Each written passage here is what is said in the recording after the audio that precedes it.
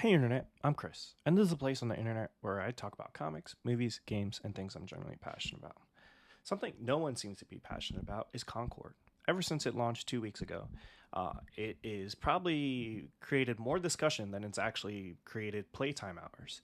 And to the shock of most people, it is getting the plug pulled on it by Sony. Only 2 weeks after launch, Sony just announced that they're actually taking the game offline. Now, what does that mean? So let's read the statement. This was posted on the PlayStation blog, an important update on Concord.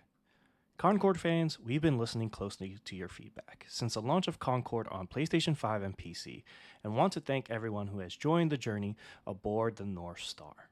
Your support and passionate community that has grown around the game has meant the world to us. Not much of a community, but we'll continue. However, while many qualities of the experience resonated with players, probably not, we also recognize that other aspects of the game in our initial launch didn't land the way we intended.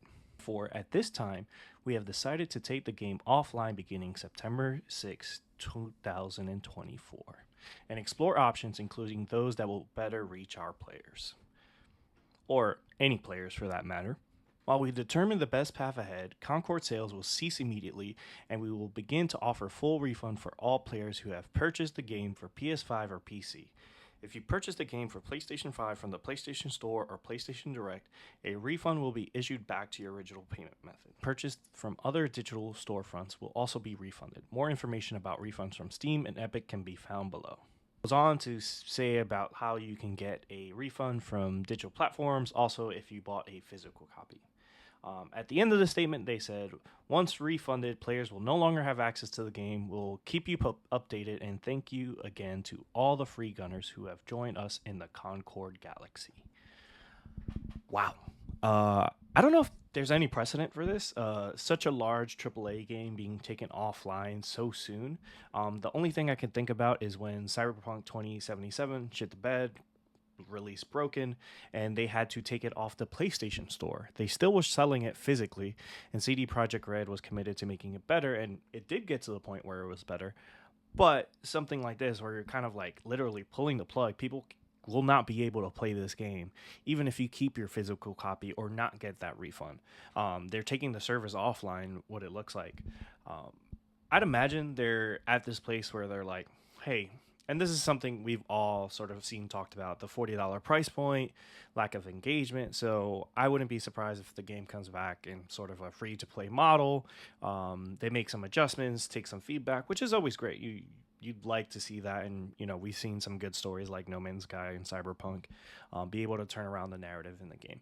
I don't think people were excited about this game to begin with, so I don't know how many people are going to come back to it.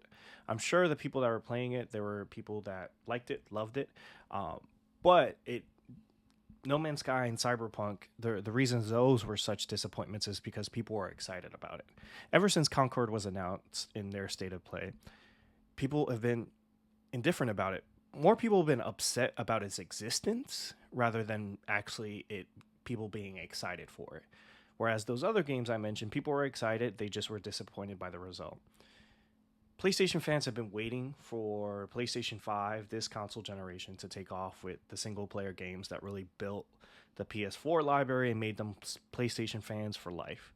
And that is yet to happen. And I think that is why we're at the point where a game like Concord, which is probably like a solid 6, solid 7, in most years wouldn't get much attention, people are dancing on its grave. Which sucks for the developers because they spent 8 years developing this game and probably hundreds of $1,000,000 developing it for it to be a complete flop. And probably the example most people use when they're talking about the death of the live service and why in entertainment it seems like all of these companies, whether it be film, movie, whatever, keep chasing that dragon and keep giving us soulless products that no one seems to want, that the only way they could succeed is if they hit the $1 billion mark, which for most things were impossible back in the day. When something hit $1 billion or was really successful, great, but not everything needed to be a overnight success. Like Concord, say what you will about it. Yes, the jokes come in, the internet has had their say about it, but 2 weeks to kind of decide that, like, hey, we're going to pull the plug on this whole thing. Yes, like make your adjustment and stuff like that, but have you even really taken in that much feedback to understand what went wrong here? And I mean, who knows what's going to happen to the developers? And, right now, like Suicide Squad killed the Justice League, just laid off a couple people, and the industry's in disarray in terms of these things. But there is a real lack of accountability when it comes to the top executives at these companies who change these directions. If you look at sort of the Jim Ryan and Phil Spencer eras of PlayStation and Xbox, it seems like a bunch of brand destruction has gone on when it comes to these things, where I think a lot of people have shifted towards a Nintendo or even PC, because PC, you're like, hey, like, no matter what side you're on, you're winning. You're getting the games no matter what. Whereas if you invested in a PS5, you ain't got much to show for it. Same thing with the Xbox. If you have a Nintendo Switch, great. There's a lot of great indie titles and obviously the first party games that keep you going. And it's just another sign that, hey, the bubble is popped when it comes to these live service games, these hero shooters where, hey, the winners are already there. Like, like Fortnite, Fall Guy, like whatever it is, like there's Call of Duty Warzone. They've already won. There's not going to be, like, in this day and age, there's not going to be another player in that space, especially with, hey, people are having to go back to the office. People don't have hours to put into these live service games that they require. So it's probably better to invest in those single player stories that people could play little by little, invest, and also have that brand attention to your console or whatever platform you're developing for.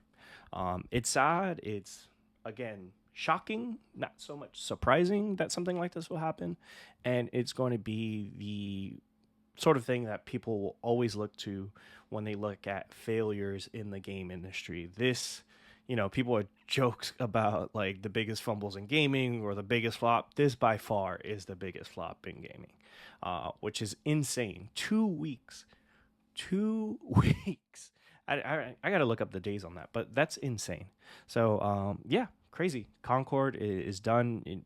You wonder what this means for that team. For PlayStation, will they be changing directions? And the thing with game development these days, you probably won't see the fruits of whatever impact this will have for a couple of years. We won't know what games they'll be making or if they learned anything at all. Hey, maybe in 8 years we find out that there's a Concord by another name. Who knows? Yeah, crazy stuff. Let me know what you think. Peace.